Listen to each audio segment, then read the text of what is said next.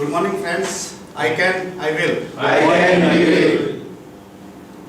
Sir ने मुझे मौका दिया आप लोगों के सामने खड़े रह के बोलने के लिए। उन्नति परिवार ने मुझे आज यहाँ आप लोगों के सामने बुलाया है, तो इसके लिए नहीं कि मैं इसलिए नहीं आया कि आप लोगों को कुछ सिखाऊं। मेरी वो औकात नहीं है कि मैं आप लोगों को कुछ सिखाऊं। एक्चुअल में तो जैसे अभी सर ने कहा कि मैं आप लोगों से कुछ ना कुछ सीखने ही आया हूँ। सर ने एक सूत्र दिया, आई कैन, आई विल, जो एक साल पहले मेरे लिए इस सूत्र का कोई वैल्यू नहीं था।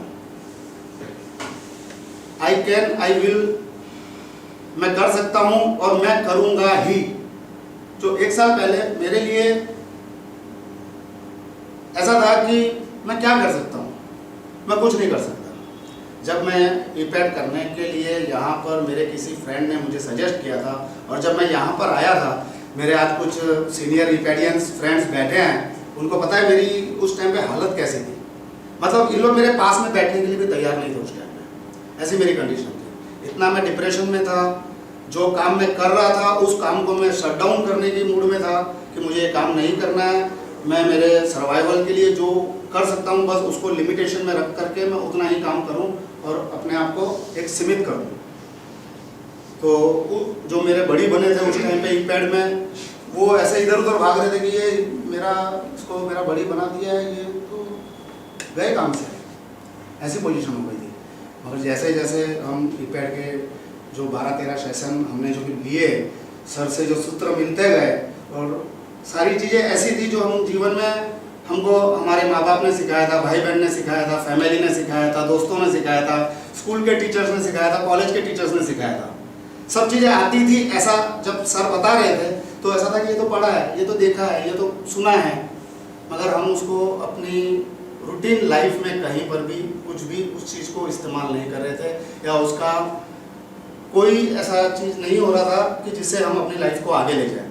अच्छा, लाइफ को मेरे लिए ईपैड करने का कारण ये था कि जिस टाइम पे मैं ईपैड करने के लिए जब मैंने शुरुआत की थी, तब मेरे मन में ऐसा कहीं नहीं था कि मैं 100 करोड़ करूँ टर्नओवर, 200 करूँ, 500 करूँ, ऐसा कुछ भी मेरे दिमाग में उस टाइम पे कुछ नहीं था। जिस टाइम पे मैं जिस डिप्रेशन में मैंने ईपैड ज्वाइन किया था, तब मैं सब पीस ऑफ माइंड चाहता था। तो जब मैं यहाँ पर आया तब मुझे वो पीस ऑफ माइंड मिला, एक नया सूत्र मिला ईपैड के दौरान ही, कि जिंदगी सीटी बजाते बजाते, जो मैं हर बार जब भी मुझे बोलने का मौका मिलता है तो मैं ये कहता हूँ कि सीटी बजाते बजाते आना है और सीटी बजाते बजाते जाना है। तो सीटी बजाना तो स्कूल में भी आती थी, कॉलेज के बाहर भी आती थी, मगर वो जो सीटी बजाने के लिए जो लयबद्ध, जो सुर जो सर ने मुझे दिए हैं, तो वो सुर लेकर के वो सीटी को और सुरीली करने में मैं लगा हुआ हूँ। उसमें मेरा परिवार भी आ गया, कि परिवार जो पहले बहुत डिस्टर्ब रहता था मेरे से, मेरे एटीट्यूड से, मेरी हैबिटों से, वो आज काफ़ी सेटल हो गया है।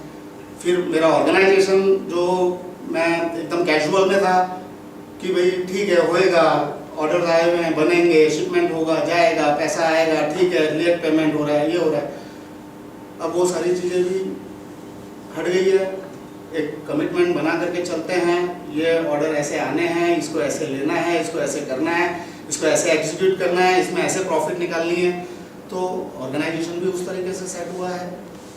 सोशल लाइफ, जो जैसे मैंने बताया कि जो मेरे आसपास के जो लोग थे, जो मेरे साथ में उठना बैठना पसंद नहीं करते थे, तो अभी उनका फ़ोन आने लग गया, भाई योगेश किधर है तू, कब मिल रहा है। तो वो एनर्जी जो अभी अंदर जो बन रही है ना, वो मैं उसको, मेरे पास अभी शब्द नहीं है कि मैं उसको और बयां कर सकूं आप लोगों के सामने।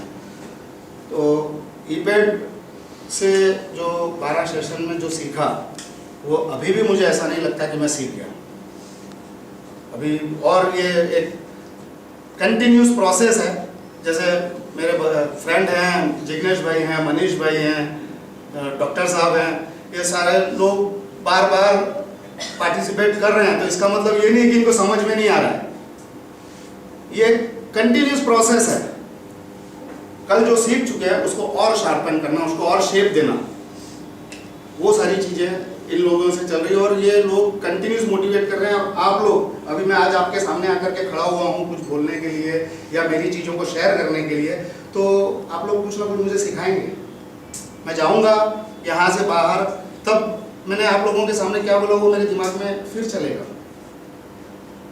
कि मैंने क्या वहाँ बोला और उसकी क्या वैल्यू अब मेरे लिए और खड़ी हो गई, क्योंकि मैंने आज 15 लोगों के सामने कुछ चीज़ बोली है। तो वो और जैसे सर ने कहा कि वो एक लेवरेज होगा और वो ओवर कमिटमेंट गलत वर्ड हो गया, मगर एक नए कमिटमेंट में चले जाएगा जो उसको अचीव करने के लिए वो और मेहनत करेगा। तो ईपेड ने मुझे मेरे मन में शांति दी, मुझे एक पॉजिटिव एटीट्यूड के लिए, मतलब मैं पॉजिटिव एटीट्यूड में आ गया। मैं जो मेरे बिजनेस को लेकर के एकदम कैजुअल हो रखा था कि भाई ठीक है, होगा, ये होगा, वो होगा।